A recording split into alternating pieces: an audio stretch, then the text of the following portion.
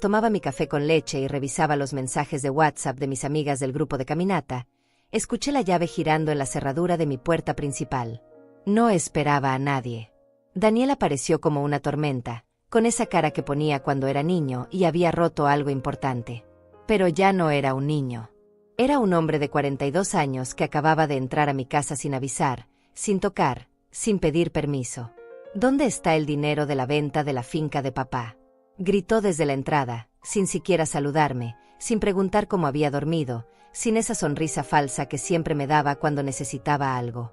Sus ojos tenían esa desesperación que reconocía muy bien, la misma que había visto cuando perdió el trabajo hace 3 años, cuando Cecilia quedó embarazada del segundo bebé que nunca llegó, cuando necesitaba que le prestara dinero para el enganche del carro. Dejé la taza sobre la mesa de mi pequeño comedor, ese espacio que había rediseñado después de que Roberto murió, con colores más claros y plantas que me daban vida cada mañana. Daniel se acercó con pasos pesados, como si mi casa fuera suya, como si tuviera derecho a irrumpir en mi tranquilidad matutina de esa manera. Yo me quedé sentada, observándolo, sintiendo que algo dentro de mí ya se había preparado para este momento. No sabía exactamente qué era, pero mi cuerpo entero se tensó con una calma extraña, como cuando uno sabe que va a llover antes de ver las nubes. Mamá, necesito que me digas dónde tienes guardado ese dinero, continuó, ahora más cerca, con las manos sudorosas y esa voz que intentaba sonar autoritaria pero que yo conocía demasiado bien. Era la voz de la necesidad disfrazada de exigencia. Era la voz de alguien que ya no me veía como su madre, sino como un obstáculo entre él y lo que creía que le pertenecía. Respiré profundo y lo miré directo a los ojos. Esos ojos que habían sido tan parecidos a los de Roberto cuando era pequeño, pero que ahora tenían una dureza que me dolía reconocer. Buenos días, Daniel, le dije con una voz que sonó más firme de lo que esperaba. Me levanté despacio, sintiendo cada uno de mis 68 años en las rodillas, pero manteniendo la espalda recta como me había enseñado mi madre. ¿De qué dinero me hablas? Su cara se transformó en una mueca de incredulidad, como si fuera imposible que yo no supiera exactamente a qué se refería. Mamá, no te hagas la que no sabes. Los $2 millones de la venta de la propiedad de papá. El terreno que vendiste el mes pasado. Ese dinero que tienes guardado quién sabe dónde mientras nosotros nos estamos ahogando en deudas. Ahí estaba. La primera mentira de muchas que sabía que vendrían. Daniel y Cecilia no se estaban ahogando en deudas. Vivían en un departamento bonito. Él tenía trabajo estable en la constructora, ella daba clases de inglés desde casa. Pero siempre había algo. Siempre necesitaban más. Siempre había una emergencia, un gasto inesperado, una oportunidad que no podían dejar pasar. El dinero está seguro, Daniel, le respondí mientras caminaba hacia la cocina. Necesitaba mover las manos, hacer algo mientras procesaba la agresividad con la que había llegado. Comencé a lavar mi taza, sintiendo el agua tibia entre mis dedos, tratando de mantener la calma que había cultivado en estos 2 años de viudez. Desde que papá murió, eres tú quien maneja todo ese dinero, ¿verdad? Esa pregunta me hizo detener el agua. Roberto había muerto hace 2 años y 3 meses exactamente. Había muerto después de 45 años de matrimonio, dejándome no solo con el dolor de su ausencia, sino también con la responsabilidad de manejar un patrimonio que habíamos construido juntos. La propiedad familiar, esa pequeña finca en las afueras de la ciudad donde habíamos pasado tantos fines de semana, donde Daniel había aprendido a andar en bicicleta, donde habíamos celebrado sus primeros cumpleaños. Sí, Daniel. Soy yo quien maneja ese dinero porque es lo que papá hubiera querido. Me giré para mirarlo de frente, secándome las manos con el trapo de cocina que había bordado el año pasado en mis clases de manualidades. Era un trapo sencillo, con flores pequeñas, pero me daba satisfacción usarlo. Me recordaba que todavía podía crear cosas bonitas con mis propias manos. En ese momento, escuchamos pasos en el pasillo. Tacones. Cecilia aparece en el marco de la puerta, con esa sonrisa que siempre me parecía demasiado perfecta, demasiado estudiada. Llevaba un vestido rojo que le quedaba ajustado y el cabello recién peinado. Se notaba que había ido al salón esa misma mañana. Buenos días, suegra, dijo con esa voz dulce que usaba cuando quería algo importante. Daniel se giró hacia ella con una mirada de alivio, como si su llegada fuera el refuerzo que necesitaba para esta conversación. Cecilia se acercó y se colocó junto a él, formando un frente común contra mí. Era un movimiento que había visto muchas veces en estos años de matrimonio. Cuando querían algo de mí, siempre llegaban juntos. Nunca uno solo. Siempre en equipo. Suegra, nosotros decidimos que esos 2 millones van a ser usados para comprar nuestra casa nueva, anunció Cecilia con una naturalidad que me dejó sin aliento.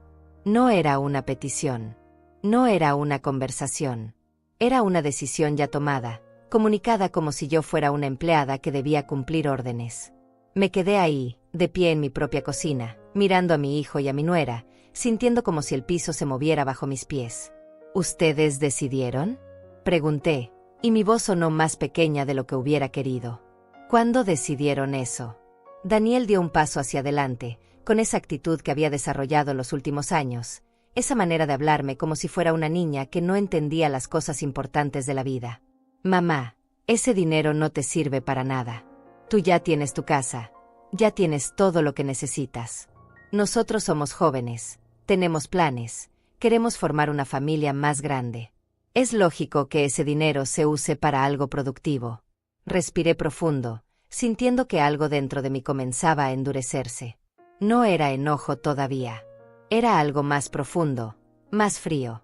Era la comprensión lenta y dolorosa de que mi propio hijo me estaba hablando como si yo fuera un obstáculo para su felicidad, como si mi existencia y mis decisiones fueran inconvenientes que él tenía derecho a resolver. Después de que Daniel y Cecilia se fueron con sus exigencias y sus decisiones ya tomadas, me quedé sentada en mi sala, mirando por la ventana hacia la calle donde los vecinos comenzaban sus rutinas matutinas.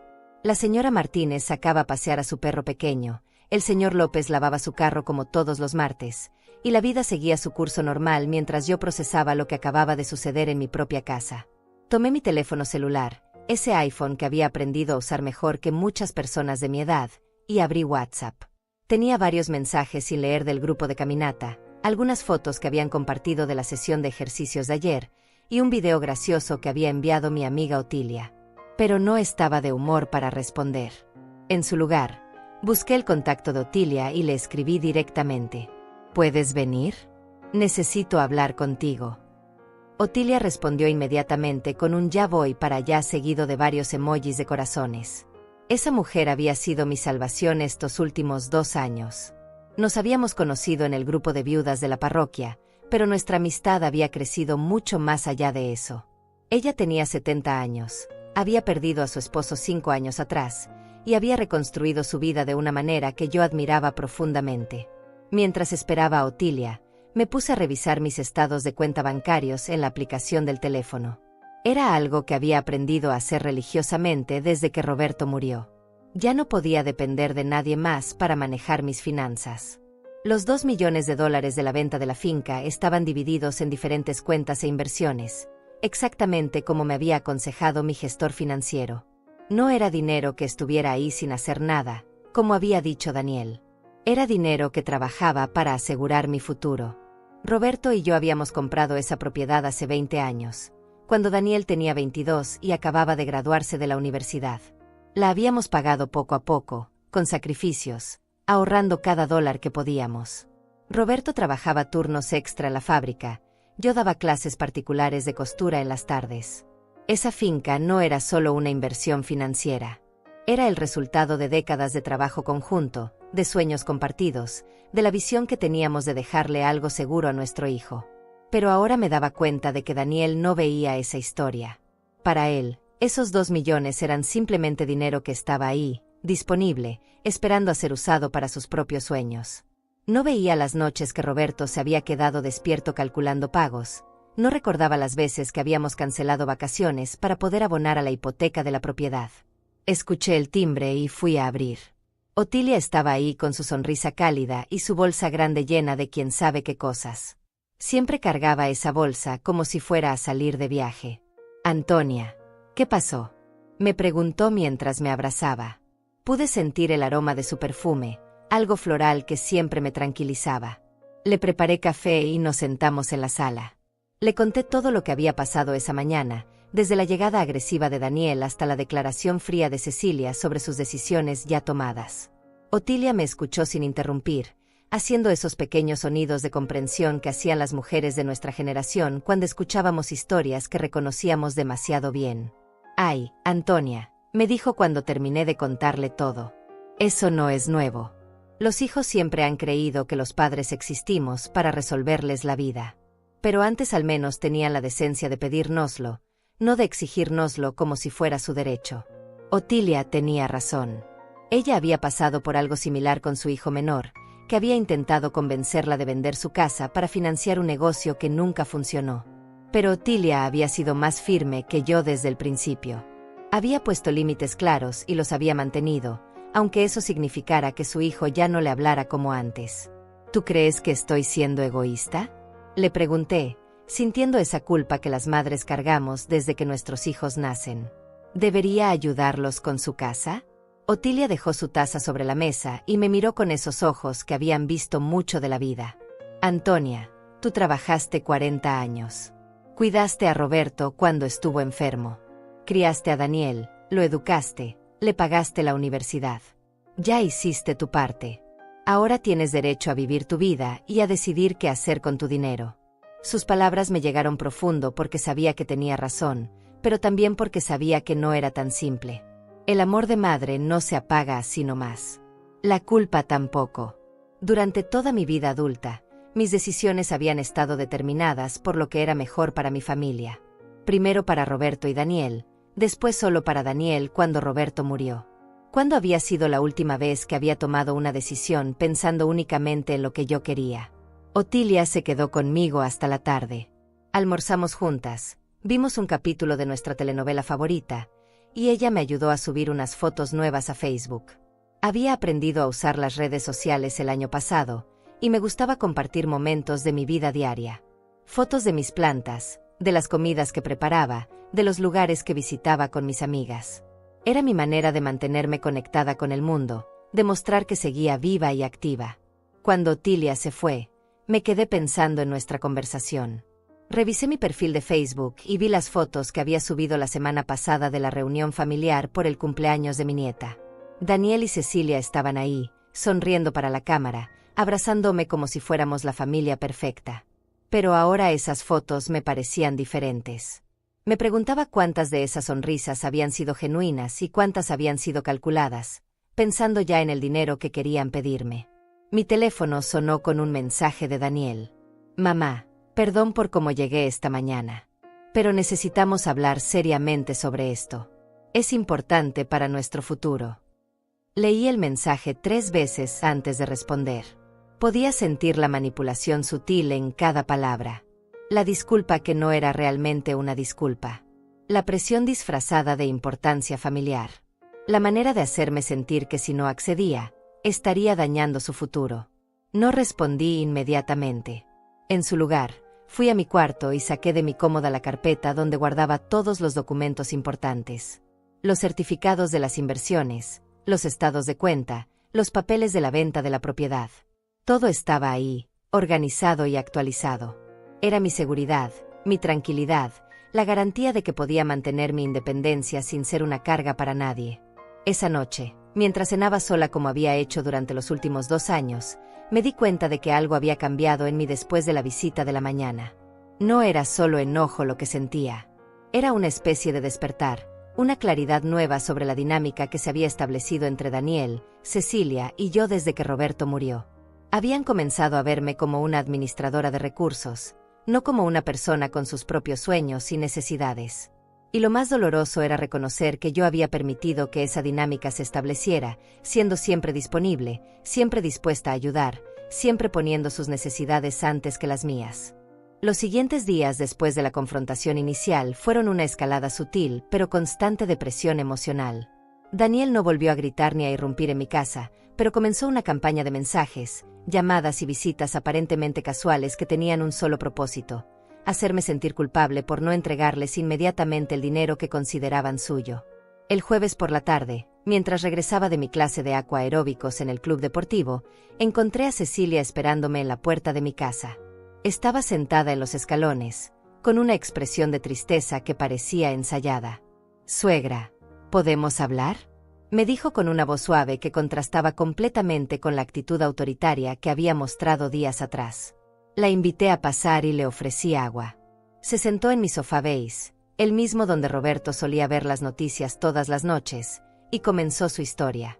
Daniel y yo hemos estado viendo casas, me dijo, sacando su teléfono para mostrarme fotos. Encontramos una perfecta para nosotros, con 3 habitaciones, jardín pequeño, perfecta para cuando tengamos hijos. Pero necesitamos actuar rápido porque hay otros interesados. Miré las fotos en su teléfono. Era una casa bonita, sin duda, en un fraccionamiento nuevo con calles limpias y áreas verdes. Pero mientras veía las imágenes, no podía dejar de pensar en el cálculo detrás de esta visita. Cecilia había venido sola, sin Daniel, usando un tono completamente diferente al de días anteriores. Era una estrategia clara. Si la agresividad no funcionaba, probarían con la súplica emocional. Es hermosa, Cecilia, le dije devolviéndole el teléfono. ¿Cuánto cuesta? $200,000, respondió rápidamente. Con el dinero de la finca de papá Roberto, podríamos pagar la mitad de contado y financiar el resto. Sería una inversión excelente, suegra. Una propiedad que va a crecer en valor. Ahí estaba de nuevo. La manera en que se referían al dinero como el dinero de la finca de papá Roberto, como si yo fuera simplemente una intermediaria temporal que debía distribuir la herencia según sus planes.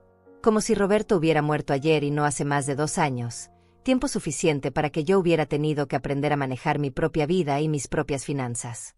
Cecilia, ese dinero no está simplemente guardado esperando a ser gastado, le expliqué con paciencia. Está invertido, genera intereses, es mi seguridad para los años que me quedan de vida. No puedo simplemente sacarlo sin consecuencias financieras.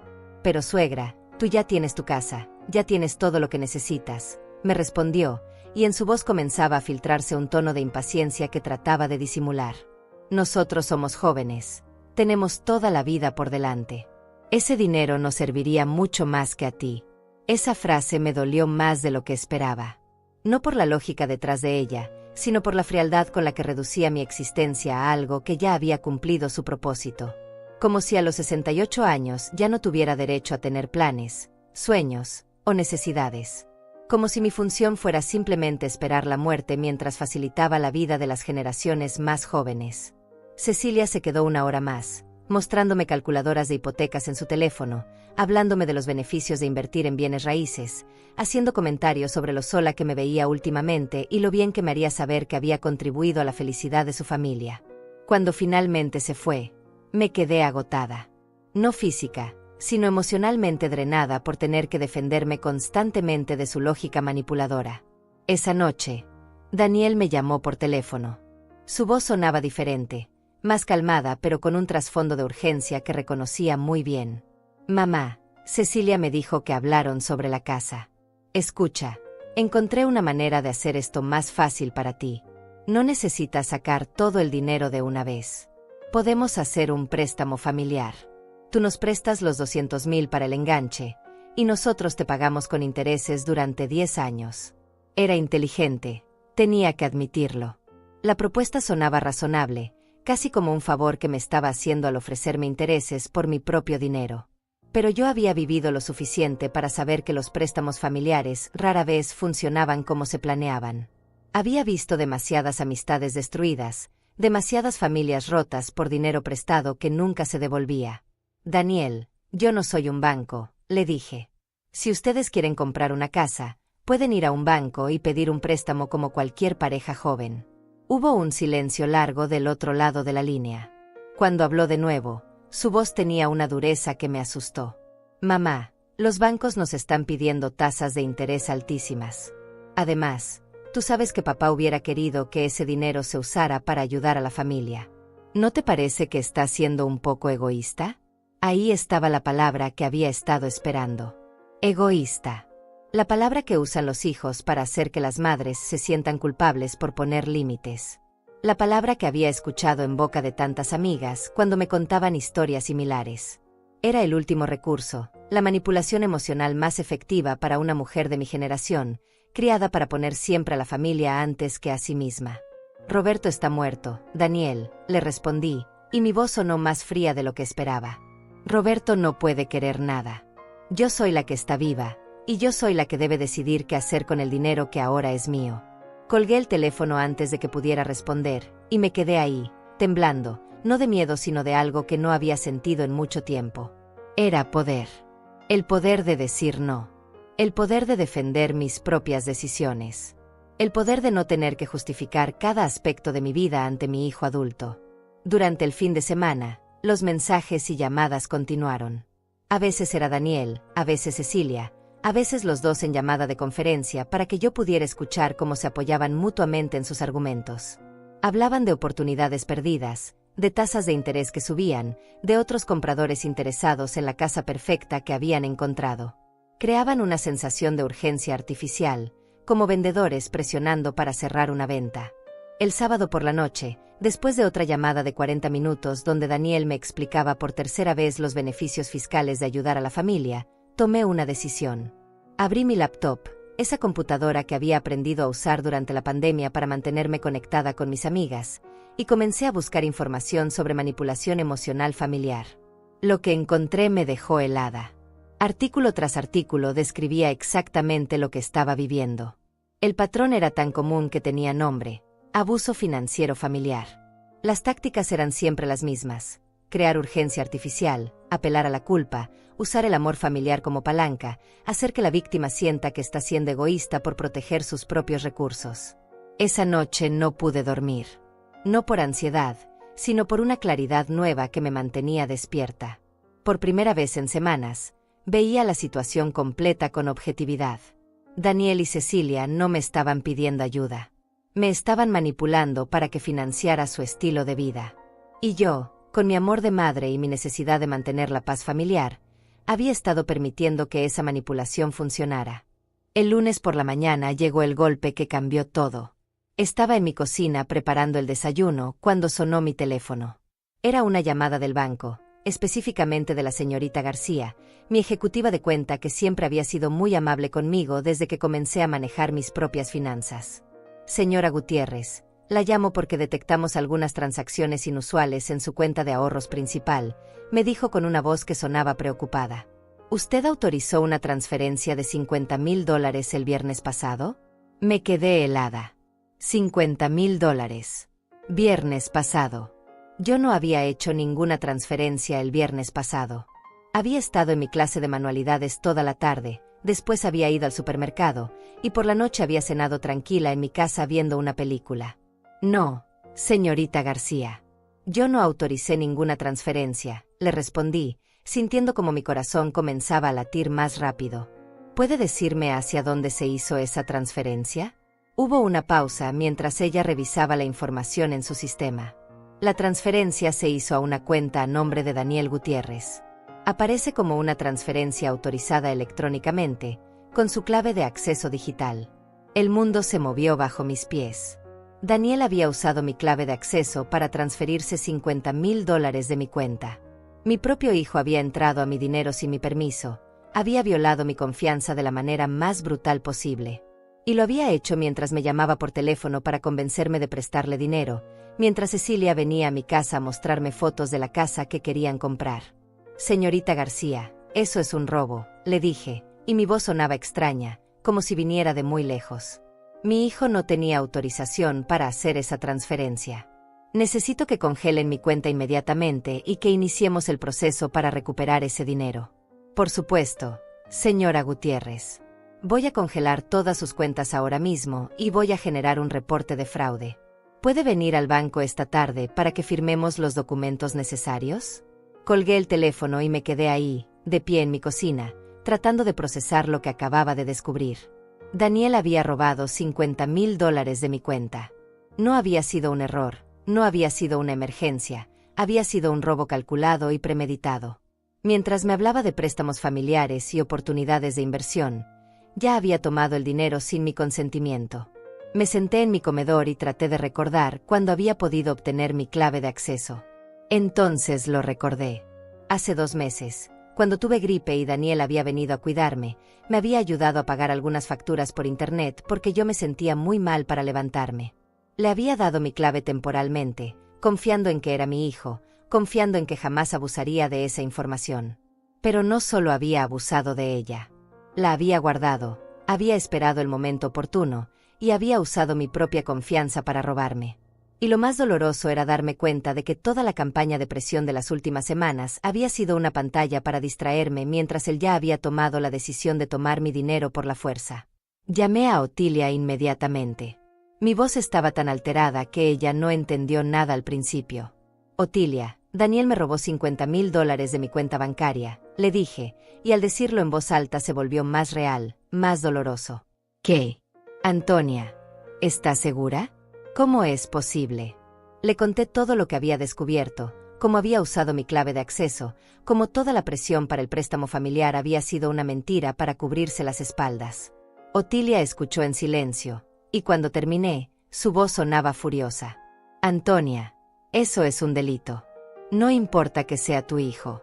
Robó tu dinero sin tu autorización. Tienes que denunciarlo.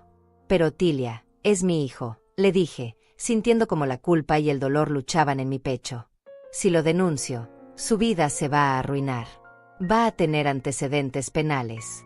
Va a perder su trabajo. Antonia, escúchame bien, me dijo Otilia con esa voz firme que usaba cuando quería que prestara atención completa. Él no pensó en ti cuando robó tu dinero. No pensó en las consecuencias para ti, en tu seguridad, en tu tranquilidad. ¿Por qué tú tienes que protegerlo de las consecuencias de sus propias acciones? Esa pregunta me golpeó como un puñetazo. Tenía razón. Yo estaba más preocupada por proteger a Daniel de las consecuencias de su robo que por protegerme a mí misma de ser robada por mi propio hijo. Era la dinámica tóxica de toda mi vida, sacrificar mi bienestar para proteger a mi familia, incluso cuando mi familia me estaba lastimando. Esa tarde fui al banco con Otilia. La señorita García nos recibió en una oficina privada y me explicó todo el proceso. Para recuperar el dinero, tendría que presentar una denuncia formal por fraude. El banco colaboraría con las autoridades, proporcionaría toda la evidencia electrónica y habría una investigación completa. ¿Entiende usted, señora Gutiérrez, que esto probablemente resulte en cargos criminales contra la persona que hizo la transferencia no autorizada? Me preguntó la señorita García. Sí, lo entiendo, respondí, aunque mi voz temblaba. Es mi hijo, pero lo que hizo está mal. Necesito recuperar mi dinero. Firmé todos los documentos necesarios, cambié todas mis claves de acceso y establecí medidas de seguridad adicionales en todas mis cuentas. Cuando salimos del banco, me sentía agotada pero también extrañamente liberada. Por primera vez en semanas, había tomado acción para protegerme en lugar de proteger a quien me estaba lastimando. Esa noche, Daniel me llamó como si nada hubiera pasado. Su voz sonaba casual, relajada, completamente diferente a la urgencia desesperada de las llamadas anteriores. Mamá, ¿cómo estás? Solo quería saber si habías pensado más en lo que hablamos sobre la casa. La frialdad en su voz me confirmó que sabía exactamente lo que había hecho. No había remordimiento, no había culpa, solo la actuación de un hijo preocupado por su madre. Era como si el robo de $50,000 hubiera sido algo completamente normal, algo que tenía derecho a hacer. Daniel, necesitamos hablar, le dije. ¿Puedes venir mañana por la tarde? Claro. Mamá, ¿todo bien? Todo va a estar bien, le respondí, y por primera vez en semanas, realmente lo creía. Esa noche, mientras me preparaba para dormir, pensé en la mujer que había sido hace una semana y la mujer que era ahora. Una semana atrás, había estado dispuesta a sentirme culpable por no entregarles mi dinero inmediatamente. Ahora sabía que mi hijo era capaz de robarme y mentirme sin ningún remordimiento. El dolor era intenso, pero también había una claridad nueva que no había sentido en mucho tiempo. Mañana tendría la conversación más difícil de mi vida con Daniel. Pero por primera vez, iba a ser una conversación donde yo tendría el control, donde yo sabría exactamente lo que había pasado, y donde las consecuencias de sus acciones finalmente le pertenecerían a él, no a mí. El martes por la tarde, mientras esperaba que Daniel llegara para nuestra conversación, preparé todo con una precisión que me sorprendió a mí misma. Había impreso los estados de cuenta del banco, los documentos de la denuncia por fraude, y había preparado una lista de preguntas que quería hacerle. No iba a ser una confrontación emocional. Iba a ser una presentación de hechos, clara y directa. También había hecho algo que nunca antes había considerado. Contacté a la licenciada Morales, una abogada especializada en derecho familiar que me había recomendado Otilia. Habíamos tenido una consulta telefónica esa mañana, y ella me había explicado exactamente cuáles eran mis derechos y opciones legales. No solo para el robo, sino para proteger el resto de mi patrimonio de futuras manipulaciones. Daniel llegó puntual, a las 3 de la tarde como habíamos acordado. Venía solo, sin Cecilia, y su actitud era completamente diferente a las visitas anteriores. No había agresividad ni urgencia. Parecía relajado, casi satisfecho, como si hubiera resuelto algún problema importante. Me saludó con un beso en la mejilla y se sentó en el sofá como si fuera una visita social normal. «¿Cómo has estado, mamá?», me preguntó, con esa sonrisa que conocía tan bien pero que ahora me parecía calculada. «¿Te ves bien? ¿Ya pensaste en lo que hablamos sobre ayudarnos con la casa?». Su capacidad para actuar como si nada hubiera pasado me dejó helada. Ahí estaba, sentado en mi sala, preguntándome sobre un préstamo mientras había robado $50,000 de mi cuenta solo 4 días atrás. La frialdad de su actuación me confirmó que esto no había sido un impulso desesperado. Había sido un plan calculado. «Daniel, antes de hablar de cualquier préstamo, necesito preguntarte algo», le dije, manteniendo mi voz calmada. «¿Tú hiciste alguna transferencia de mi cuenta bancaria la semana pasada?». Vi cómo su cara cambió sutilmente. No fue una expresión de sorpresa o confusión. Fue el cambio casi imperceptible de alguien que había sido descubierto pero que ya tenía preparada su respuesta. «Mamá, ¿de qué hablas? Yo no tengo acceso a tus cuentas bancarias». Era mentira, y ambos lo sabíamos. Pero la facilidad con la que me mintió directamente a la cara me mostró algo sobre mi hijo que no había querido ver antes. Daniel no solo era capaz de robarme. Era capaz de mirarme a los ojos y mentirme sin el menor signo de remordimiento. Saqué los documentos del banco y los puse sobre la mesa de centro, entre nosotros. «Daniel, el viernes pasado se hizo una transferencia de $50,000 de mi cuenta de ahorros a tu cuenta personal. Aquí están los registros del banco con todos los detalles, hora, fecha y el código de autorización que se usó». Daniel miró los documentos, y por primera vez en toda la conversación, su máscara de tranquilidad se resquebrajó ligeramente. Pero en lugar de admitir lo que había hecho, atacó. «Mamá, ¿me estás acusando de robo? ¿En serio vas a creer más en el banco que en tu propio hijo?». La pregunta me dolió, pero ya no iba a dejar que el dolor me impidiera ver la realidad. «Daniel, estos no son malentendidos bancarios. Esta es evidencia clara de que alguien usó mi clave de acceso personal para transferir mi dinero sin mi autorización. Y esa persona fuiste tú». Se levantó del sofá y comenzó a caminar por mi sala, con esa agitación que mostraba cuando se sentía acorralado. Está bien», me dijo finalmente, como si me estuviera haciendo un favor al admitir la verdad. «Sí, tomé el dinero. Pero no es robo, mamá. Soy tu hijo. Ese dinero eventualmente va a ser mío de todas formas. Solo lo tomé prestado adelantado». Esa justificación me dejó sin aliento. No había remordimiento, no había disculpa, solo una lógica retorcida que convertía el robo en un préstamo anticipado. Como si mi muerte fuera tan inminente e inevitable que él ya tenía derecho a administrar mi herencia. «Daniel, yo no estoy muerta», le dije, y mi voz sonó más fuerte de lo que esperaba. «Ese dinero es mío mientras yo esté viva. Tú no tienes derecho a tomarlo sin mi permiso, no importa lo que creas que vas a heredar algún día». «Pero mamá, necesitábamos ese dinero para el enganche de la casa», me respondió, como si eso fuera justificación suficiente. Los bancos nos estaban pidiendo tasas altísimas. Esta era la única manera de asegurar la propiedad que queremos. Ahí estaba la verdad completa. No había emergencia médica, no había crisis financiera, no había urgencia real. Habían querido una casa específica, no habían querido pagar las tasas de interés que les ofrecían los bancos, y habían decidido que era más fácil robar mi dinero que ajustar sus expectativas a sus posibilidades reales. «Daniel, siéntate», le dije con una firmeza que me sorprendió. «Tenemos que hablar sobre las consecuencias de lo que hiciste». «¿Consecuencias? ¿De qué hablas, mamá? Solo tomé dinero que de todas formas es de la familia». Saqué los otros documentos que había preparado. La denuncia por fraude que había presentado en el banco, la información sobre la investigación criminal que se había iniciado y los consejos legales que había recibido de la licenciada Morales. «Daniel, lo que hiciste se llama fraude bancario. Es un delito federal. Yo ya presenté una denuncia formal, y las autoridades van a investigar esta transferencia no autorizada. Su cara se transformó completamente. La actuación de hijo preocupado desapareció y fue reemplazada por algo que nunca había visto en él: pánico real. ¿Presentaste una denuncia? ¿Contra mí? ¿Tu propio hijo?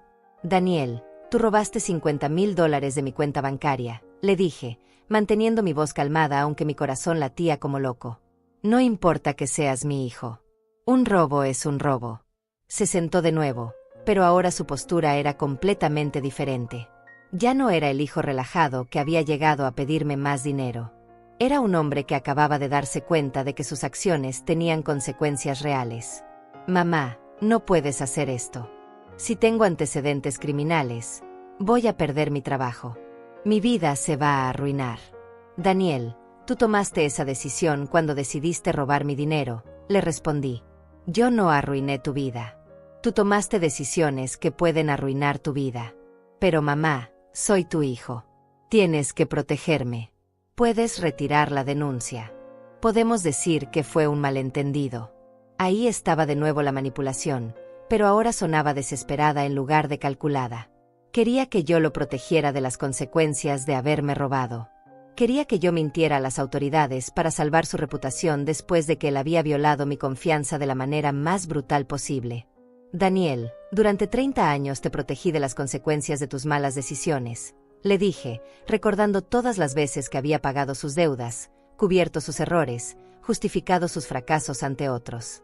Esta vez no. Esta vez vas a enfrentar las consecuencias de lo que hiciste. Me levanté y fui hacia la puerta principal. Creo que es mejor que te vayas ahora. Cuando estés listo para devolverme mi dinero y para tener una conversación honesta sobre lo que pasó, puedes llamarme. Mamá, no puedes hacer esto, me gritó desde el sofá. Soy tu familia. Tienes que ayudarme. Daniel, tú decidiste dejar de tratarme como familia cuando decidiste robarme, le respondí, abriendo la puerta. La familia no se roba entre sí. Salió de mi casa con esa mezcla de rabia y pánico que mostraba cuando las cosas no salían como él esperaba. Cuando cerré la puerta detrás de él, me quedé ahí unos minutos, respirando profundo, sintiendo una mezcla extraña de dolor y alivio. Por primera vez en mi vida adulta, había puesto mis propios límites por encima de mi instinto maternal de proteger a mi hijo. Dolía profundamente, pero también me daba una sensación de poder y dignidad que no había sentido en décadas. No tuve que esperar mucho para ver las consecuencias de mi decisión de mantenerme firme. Esa misma noche, mi teléfono comenzó a sonar sin parar. Primero fue Cecilia, con una voz que alternaba entre súplica desesperada y acusación directa. Suegra, no puedo creer que haya denunciado a Daniel. ¿Cómo puede hacer eso a su propio hijo? Estamos desesperados. Si Daniel tiene antecedentes criminales, perdemos todo. Después llamó mi cuñada Teresa, la hermana de Roberto, con quien había mantenido una relación cordial pero distante desde que él murió. Antonia, Daniel me contó lo que pasó. Creo que estás exagerando. Son problemas de familia, no necesitas involucrar a las autoridades. Roberto no hubiera querido esto. Esa noche recibí 12 llamadas. Familiares lejanos que no me habían hablado en meses, amigos de Daniel que apenas conocía, incluso la madrina de su boda que vivía en otro estado. Todos con el mismo mensaje. Estaba siendo demasiado dura, estaba destruyendo a la familia, estaba reaccionando de manera exagerada por un malentendido. La campaña de presión era tan coordinada que me di cuenta de que Daniel y Cecilia habían construido una narrativa completamente diferente de lo que había pasado. En su versión, yo era una madre anciana confundida que había malinterpretado una transferencia familiar normal. Ellos eran las víctimas de mi incomprensión y mi crueldad. Pero la llamada que más me dolió llegó el miércoles por la mañana. Era mi nieta Sofía, la hija de Daniel, de 17 años. Abuela, papá dice que lo vas a meter a la cárcel, me dijo con voz quebrada. Dice que ya no vamos a poder ser una familia normal. ¿Por qué estás haciendo esto? Escuchar a Sofía defendiendo a su padre sin conocer la verdad me partió el corazón. Daniel había involucrado a su propia hija en la manipulación, convirtiéndola en otra herramienta para presionarme. Era la táctica más baja que había usado hasta ahora, pero también la más reveladora de hasta dónde estaba dispuesto a llegar para evitar las consecuencias de sus acciones. Sofía, mi amor, le dije, tratando de mantener mi voz suave a pesar del dolor que sentía. Tu papá hizo algo que estuvo muy mal. Tomó dinero mío sin mi permiso.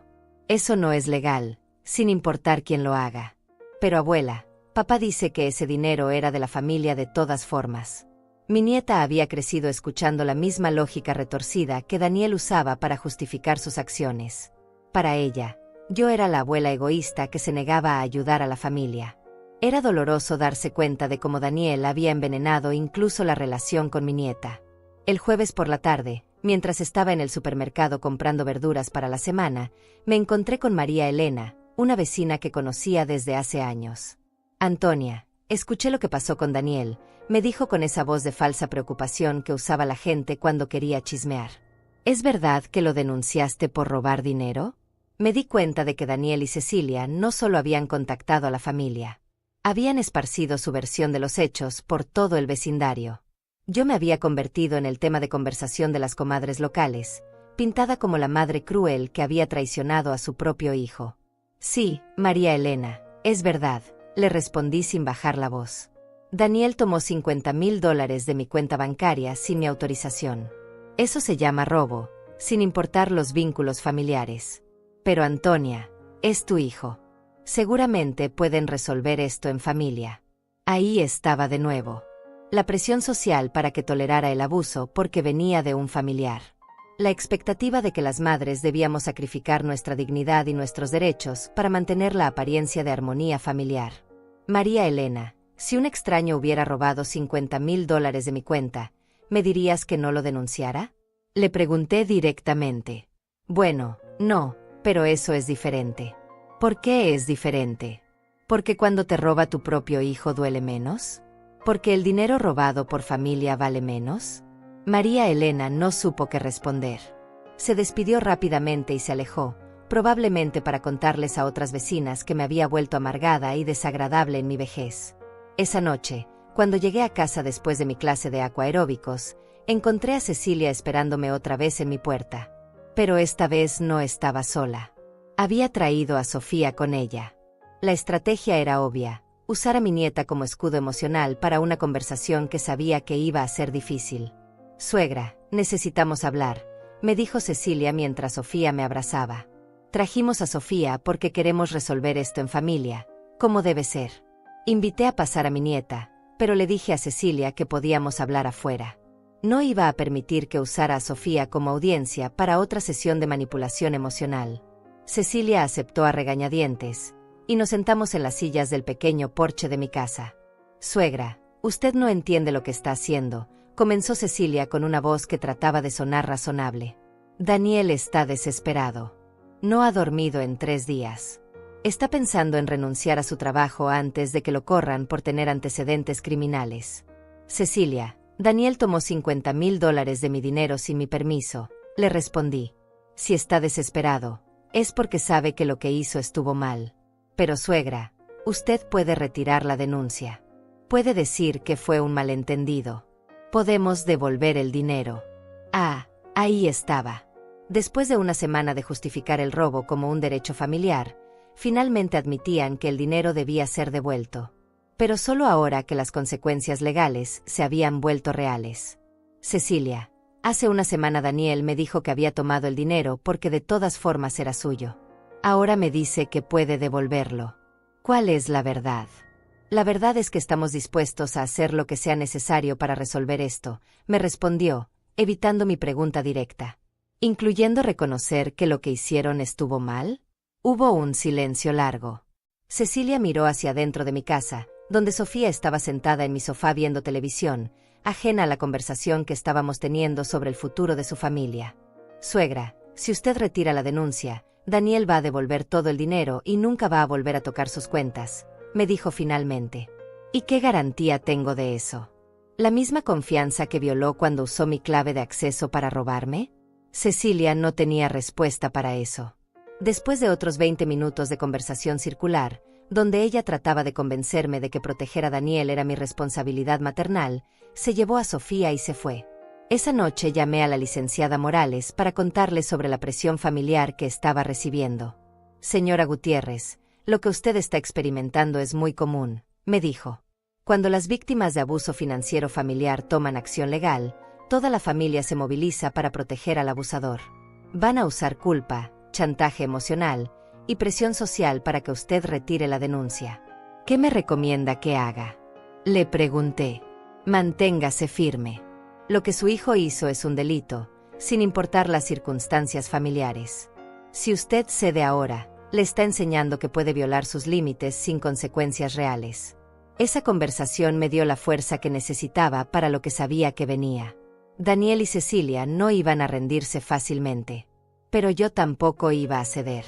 Por primera vez en mi vida, iba a priorizar mi propia dignidad y seguridad por encima de mantener la paz familiar. El viernes por la tarde, exactamente una semana después de descubrir el robo, Daniel apareció en mi casa de nuevo. Pero esta vez no vino solo ni agresivo. Llegó acompañado de Cecilia, de mi nieta Sofía, y de su suegra, la señora Carmen Pérez, una mujer de 75 años que siempre había mantenido una actitud de superioridad conmigo desde que Daniel se casó con su hija. Era una delegación familiar completa, claramente diseñada para abrumarme con números y presión emocional. Habían elegido un viernes porque sabían que los fines de semana eran cuando me sentía más sola, cuando era más vulnerable a la manipulación emocional. «Mamá, vinimos todos porque queremos resolver esto como familia», me dijo Daniel desde la puerta, con Sofía agarrada de su brazo y los ojos rojos como si hubiera estado llorando. «No podemos seguir así. Estás destruyendo a toda la familia por un malentendido». Un malentendido. Después de una semana de evidencia bancaria, después de que él mismo había admitido haber tomado el dinero, todavía lo llamaba un malentendido. La capacidad de distorsionar la realidad que había desarrollado mi hijo era impresionante. Los invité a pasar, pero antes de que pudieran acomodarse en mi sala, establecí las reglas de la conversación. Esta reunión va a ser diferente a las anteriores. Les dije, vamos a hablar con hechos, no con emociones. Y si alguien grita o me falta el respeto, se va de mi casa inmediatamente. La señora Carmen fue la primera en hablar, con esa voz autoritaria que había perfeccionado durante décadas de intimidar a su familia. Antonia, yo crié 5 hijos, y nunca tuve que recurrir a la policía para resolver problemas familiares. Lo que está haciendo es una venganza, no justicia. Señora Carmen, le respondí con una calma que me sorprendió. ¿Usted qué haría si uno de sus hijos le robara $50,000 de su cuenta bancaria? Bueno, eso es diferente. Yo hablaría con él y resolveríamos el problema en familia. ¿Y si después de hablar con él le dijera que tenía derecho a tomar su dinero porque de todas formas iba a ser suyo algún día? La señora Carmen no tenía respuesta para eso. Como la mayoría de la gente que me había estado presionando, podía defender a Daniel en abstracto, pero cuando se enfrentaba a los hechos específicos de lo que había hecho, su lógica se desmoronaba. Cecilia tomó el control de la conversación. Suegra, entendemos que está molesta. Pero Daniel ya admitió que se equivocó. Está dispuesto a devolver el dinero. ¿No es eso suficiente? Cecilia, hace una semana Daniel me dijo que tenía derecho a tomar ese dinero. Hace 3 días me dijo que solo lo había tomado prestado. Ahora me dice que se equivocó. ¿Cuál de todas esas versiones es la verdad? Sofía, que había estado en silencio hasta entonces, comenzó a llorar. Abuela, por favor, no destruyas a nuestra familia. Papá me prometió que nunca más va a hacer algo así. ¿No puedes perdonarlo? Ver a mi nieta llorando me partió el corazón, pero también me enojó profundamente. Daniel había puesto a su propia hija en esa posición, había hecho que ella se sintiera responsable de salvar a la familia de las consecuencias de sus propias acciones. Era la manipulación más cruel que había usado hasta ahora. Sofía, mi amor, le dije acercándome a ella, yo no estoy destruyendo a la familia. Tu papá tomó una decisión que puede tener consecuencias serias. Yo no creé esas consecuencias. Él las creó con sus acciones. Pero abuela, si no retiras la denuncia, papá puede ir a la cárcel. Sofía, si tu papá no hubiera robado dinero, no habría denuncia que retirar. Daniel finalmente exploté. Ya basta, gritó, levantándose del sofá. Mamá, no puedes seguir castigándome por un error. Soy tu hijo. Se supone que debes protegerme, no destruirme. Ahí estaba la verdadera mentalidad de Daniel. Para él, robar $50,000 había sido un error, como derramar café o llegar tarde a una cita. Y mi trabajo como madre era protegerlo de las consecuencias de sus errores, sin importar a quién lastimara en el proceso. Daniel, siéntate y baja la voz, o te vas de mi casa, le dije con una firmeza que silenciar toda la habitación. Ya no eres un niño al que tengo que proteger de las consecuencias de sus malas decisiones. Eres un hombre adulto que tiene que enfrentar lo que hizo. Pero mamá, si tengo antecedentes criminales, mi vida se va a arruinar. Daniel, tu vida se va a arruinar por las decisiones que tú tomaste, no por las consecuencias que esas decisiones trajeron. En ese momento, la señora Carmen se levantó con una actitud indignada. Antonia, esto es ridículo. Eres una mujer mayor, no necesitas $50,000 para nada importante. Ellos son jóvenes, tienen toda la vida por delante. Deberías estar feliz de poder ayudarlos. Esa fue la gota que derramó el vaso. La idea de que yo, a los 68 años, no tenía derecho a mi propio dinero porque era mayor y no tenía nada importante para lo cual usarlo, me llenó de una rabia fría que no había sentido en años. Señora Carmen, le dije levantándome y caminando hacia la puerta, usted no tiene derecho a decidir qué es importante para mi vida o cómo debo usar mi dinero. Y definitivamente no tiene derecho a venir a mi casa a decirme que debo estar feliz de ser robada por mi propio hijo. Abrí la puerta y me quedé ahí, esperando. Quiero que se vayan todos de mi casa. Ahora. Antonia, no puedes echarnos así, protestó Cecilia. Vinimos a resolver esto como familia. Esta conversación no está resolviendo nada, le respondí. Ustedes vinieron a presionarme para que retire la denuncia. Yo no voy a hacer eso. Daniel robó mi dinero, y va a enfrentar las consecuencias legales de esa decisión. Mamá, por favor, me suplicó Daniel, ahora con lágrimas reales en los ojos. No puedo ir a la cárcel. Mi vida se va a acabar. Daniel, tu vida no se va a acabar. Pero sí va a cambiar. Y tal vez ese cambio te ayude a entender que no puedes tomar lo que no es tuyo sin consecuencias. Uno por uno, salieron de mi casa. Sofía fue la última, y antes de irse me abrazó fuerte. Abuela, te amo, pero no entiendo por qué estás haciendo esto, me susurró. Sofía, yo también te amo. Algún día vas a entender que a veces amar a alguien significa no protegerlo de las consecuencias de sus malas decisiones. Cuando cerré la puerta detrás de ellos, me quedé en mi sala vacía, sintiendo una mezcla de agotamiento y liberación. Habían usado todo: culpa maternal, presión social, chantaje emocional, lágrimas de mi nieta, autoridad de ancianos, amenaza sobre la destrucción familiar. Y yo había resistido todo. Por primera vez en mi vida adulta, había puesto mis propios límites y mi propia dignidad por encima de las expectativas familiares. Dolía profundamente, pero también me daba una sensación de poder personal que no había experimentado nunca. Esa noche, mientras cenaba sola, me di cuenta de que había cruzado un punto de no retorno. Ya no era la madre que sacrificaba todo por mantener la paz familiar. Era una mujer que defendía sus propios derechos, incluso cuando eso significaba enfrentar a su propia familia. El teléfono sonó varias veces esa noche, pero no contesté. Sabía que serían más intentos de presión, más súplicas, más amenazas veladas. Pero había tomado mi decisión, y ninguna cantidad de manipulación emocional iba a cambiarla. Los siguientes días trajeron una escalada que no había anticipado. Daniel y Cecilia, al darse cuenta de que la presión emocional no había funcionado, decidieron cambiar de estrategia completamente. El lunes por la mañana recibí una llamada de la licenciada Morales que me dejó helada. Señora Gutiérrez, necesito informarle que su hijo ha contratado un abogado y van a pelear la denuncia por fraude.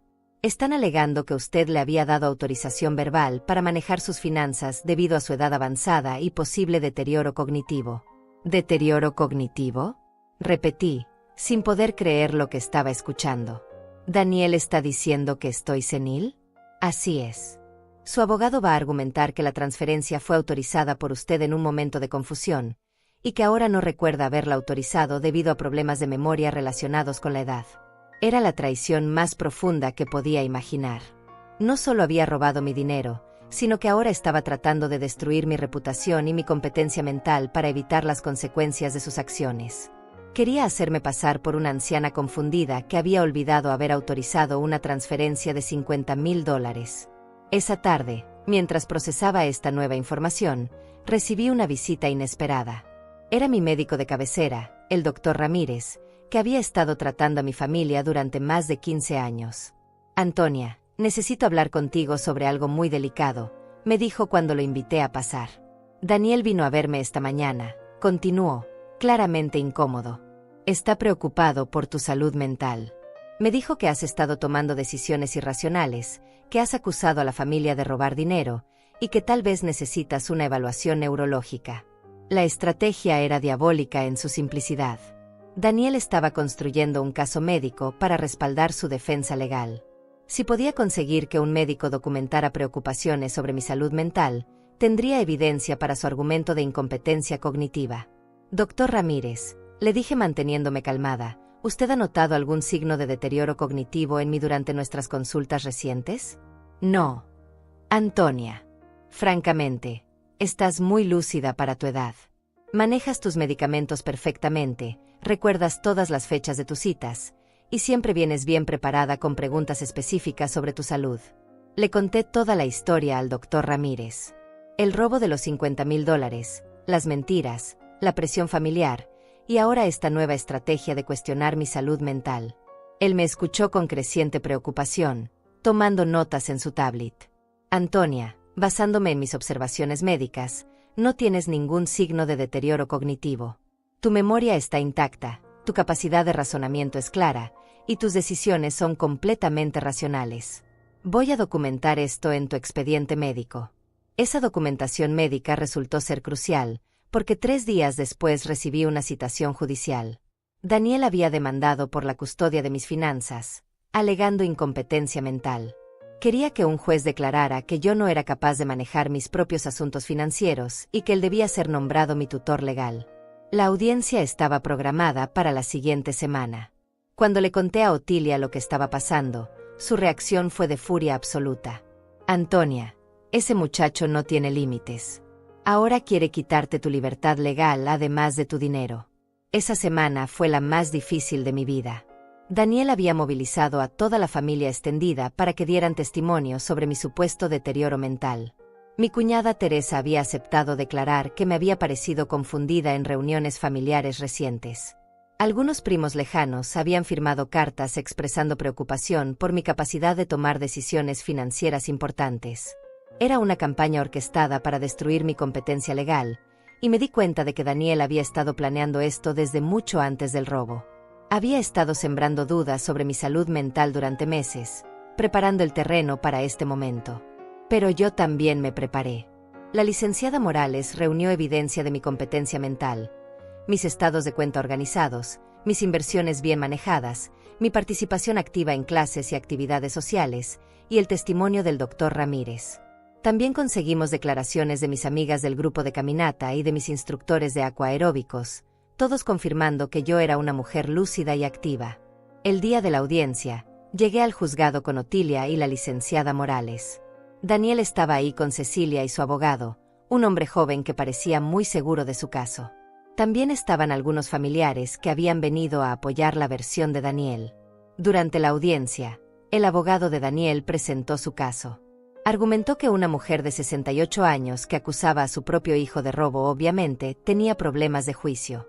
Leyó testimonios de familiares que describían comportamientos irracionales y paranoicos de mi parte. Cuando llegó mi turno de responder, la licenciada Morales presentó toda nuestra evidencia. Los registros bancarios que mostraban la transferencia no autorizada, la documentación médica confirmando mi competencia mental, y testimonios de personas independientes que interactuaban conmigo regularmente. Pero el momento decisivo llegó cuando el juez me pidió que hablara directamente. Señora Gutiérrez, ¿puede explicarme en sus propias palabras qué pasó con el dinero en cuestión? Me levanté y miré directamente al juez. Su señoría, mi hijo usó mi clave de acceso bancario para transferir $50,000 de mi cuenta a la suya sin mi autorización. Cuando lo confronté, primero negó haberlo hecho, después admitió que lo había hecho pero justificó que tenía derecho a hacerlo. Ahora está tratando de evitar las consecuencias legales de sus acciones, cuestionando mi salud mental. ¿Y usted considera que está mentalmente capacitada para manejar sus propias finanzas? Preguntó el juez. Su señoría, manejo mis finanzas desde hace 3 años, desde que mi esposo murió. Tengo inversiones diversificadas, pago todas mis cuentas puntualmente, y he tomado decisiones financieras responsables durante todo este tiempo. El único problema que he tenido es que mi hijo robó mi dinero sin mi autorización. El juez revisó todos los documentos durante varios minutos. Cuando finalmente habló, su voz era clara y firme. Después de revisar toda la evidencia presentada, no encuentro ninguna base para cuestionar la competencia mental de la señora Gutiérrez. Los registros médicos y los testimonios independientes confirman que está plenamente capacitada para manejar sus propios asuntos. La demanda de tutela se rechaza completamente. Después continuó. Además, la evidencia presentada sobre la transferencia bancaria no autorizada parece constituir un caso claro de fraude financiero. Recomiendo que las autoridades competentes procedan con la investigación criminal. Daniel se levantó de su asiento, claramente desesperado. Su señoría, por favor, es mi madre. No quiero que esto destruya a nuestra familia. Joven, le respondió el juez con severidad, usted inició estos procedimientos legales. No puede alegar preservación familiar después de haber intentado quitarle la autonomía legal a su propia madre. Cuando salimos del juzgado, Daniel me esperaba en el pasillo. Mamá, todavía podemos resolver esto en familia, me dijo, pero su voz ya no tenía la confianza de semanas anteriores. Sonaba derrotado, desesperado. Daniel, tú decidiste resolver esto en los tribunales cuando trataste de quitarme mi capacidad legal, le respondí. Ahora vas a enfrentar las consecuencias de todas tus decisiones. Esa tarde, sentada en mi casa con Otilia celebrando la victoria legal, me di cuenta de que había ganado algo más que un caso judicial. Había recuperado mi dignidad, mi autonomía, y la certeza de que podía defenderme incluso contra mi propia familia cuando era necesario. Pero también sabía que esto no había terminado. Daniel no se rendiría fácilmente, y las próximas semanas traerían el desenlace final de esta batalla que nunca había querido pelear. 3 semanas después de la audiencia judicial, recibí la llamada que había estado esperando. Era la fiscal del distrito, licenciada Hernández, informándome que habían decidido proceder con los cargos criminales contra Daniel. El gran jurado había encontrado evidencia suficiente para acusarlo formalmente de fraude bancario, un delito que podía resultar en hasta 5 años de prisión. Durante esas semanas, Daniel había hecho intentos desesperados de contactarme. Mensajes de texto a todas horas, cartas entregadas por vecinos, incluso intentos de interceptarme cuando salía de mis clases. Pero yo había cambiado mi número de teléfono, había instalado cámaras de seguridad en mi casa y había informado a mis amigas e instructores que no debían darle información sobre mis horarios o actividades. La transformación había sido completa. Ya no era la madre que se sentía culpable por poner límites. Era una mujer que protegía su paz y su seguridad sin disculparse por ello. Había aprendido que el amor verdadero no requiere sacrificar la propia dignidad, y que establecer límites saludables no era crueldad sino supervivencia emocional. El día del juicio, llegué al tribunal acompañada por Otilia y la licenciada Morales. Daniel estaba ahí con su nuevo abogado defensor, un hombre mayor que parecía menos confiado que el anterior. Cecilia estaba sentada detrás de él, pero ya no me miraba con esa actitud desafiante de semanas anteriores. Parecía una mujer que finalmente había entendido la gravedad de la situación. Durante el proceso, escuché cómo la fiscal presentaba evidencia detallada del robo. Los registros bancarios, los códigos de acceso utilizados, la fecha y hora exactas de la transferencia. Todo estaba documentado con precisión científica, reduciendo las acciones de mi hijo a datos fríos e irrefutables. Cuando Daniel finalmente se declaró culpable para evitar un juicio completo, sentí una mezcla extraña de alivio y tristeza. Alivio porque la verdad había sido reconocida oficialmente. Tristeza porque mi propio hijo había tenido que ser forzado por el sistema legal a admitir lo que había hecho. El juez le impuso 2 años de libertad condicional, 500 horas de servicio comunitario, y la obligación de reembolsar completamente los $50,000 con intereses. Pero lo más importante para mí fue escuchar las palabras del juez cuando explicó la sentencia. Señor Gutiérrez, el abuso financiero de personas mayores es un delito serio, especialmente cuando viene de familiares cercanos. Su madre confió en usted, y usted violó esa confianza de la manera más calculada posible. Esta sentencia refleja no solo el daño financiero que causó, sino el daño emocional de traicionar la confianza familiar. Después del juicio, Daniel se acercó a mí en el pasillo del tribunal. Por primera vez en meses, no vino con exigencias ni justificaciones. Vino con algo que parecía remordimiento genuino. Mamá, Sé que ya es tarde para disculpas, me dijo con voz quebrada. Sé que destruí nuestra relación. Solo quiero que sepas que finalmente entiendo que lo que hice estuvo mal. No fue un error, no fue un malentendido. Fue un robo, y fue una traición. Me quedé ahí, mirando a mi hijo, viendo en él por primera vez en meses al niño que había criado en lugar del hombre que me había manipulado y robado. Daniel, me tomó 68 años aprender a valorar mi propia dignidad más que la paz familiar. Espero que a ti no te tome tanto tiempo aprender que las acciones tienen consecuencias. ¿Hay alguna posibilidad de que algún día puedas perdonarme? Me preguntó. Daniel, el perdón no significa volver a las cosas como eran antes. Significa que yo puedo estar en paz con lo que pasó sin que el resentimiento me consuma. Pero la confianza se reconstruye con acciones, no con palabras. En los meses que siguieron, mi vida tomó una dirección completamente nueva. Sin la presión constante de Daniel y Cecilia, pude concentrarme en lo que realmente quería hacer con mis años restantes. Me uní a un grupo de viaje para personas mayores y visité lugares que Roberto y yo habíamos soñado conocer. Tomé clases de pintura, algo que siempre había querido hacer pero que había posponido por décadas. También me involucré en un grupo de apoyo para víctimas de abuso financiero familiar. Descubrí que mi historia no era única. Había docenas de mujeres de mi edad que habían pasado por experiencias similares con hijos, nietos o familiares que habían abusado de su confianza y sus recursos. Convertirme en mentora para otras mujeres en situaciones similares me dio un propósito nuevo. Ayudaba a otras madres y abuelas a reconocer las señales de manipulación financiera, a entender sus derechos legales y a encontrar la fuerza para establecer límites saludables con familiares abusivos. Sofía, mi nieta, eventualmente se acercó a mí por su cuenta. Había cumplido 18 años y había comenzado a entender la situación desde una perspectiva más madura. Abuela, me dijo durante una de nuestras conversaciones telefónicas, creo que nunca entendí realmente lo que papá te hizo. Pensé que estaba siendo cruel, pero ahora veo que estabas defendiéndote. Reconstruir mi relación con Sofía fue uno de los regalos inesperados de haber mantenido mis límites.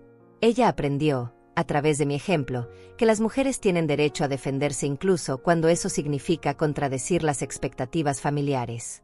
En cuanto a Daniel, cumplió su servicio comunitario trabajando en un centro para personas mayores, donde espero que haya aprendido algo sobre el valor y la dignidad de nuestra generación.